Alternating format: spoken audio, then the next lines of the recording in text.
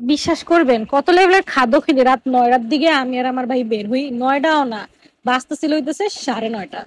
যাই হোক, বাট পেট পূজা তো করতেই হবে। আর আম্মু যখন দেখছে তার ছেলেকে নিয়ে যাচ্ছি, আম্মু তো কখনোই না করবে না, কারণ তার ছেলে যদি ফ্রি ফুড পায় আমার মার মতন খুশি আর কেউই হয় না। প্রথমেই নিয়ে আনিছে চিকেন মোমো, 120 টাকা ছিল, এটা খুবই মজা ছিল।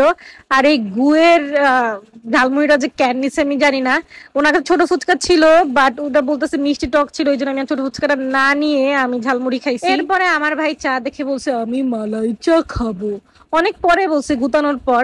এরপর ফ্রেঞ্চ ফ্রাই আর মালাই চা অর্ডার দিয়ে আমি আর আমার ভাই বসেছিলাম। ও আচ্ছা আচ্ছা আচ্ছা, আমার মা এরাও কইছে আমার লিগা মিট বক্স আইনো, আম্মুর আমি ইন্ট্রোডিউস করেছি মিট বক্সের সাথে, এরপর থেকে শিজা ফ্যান।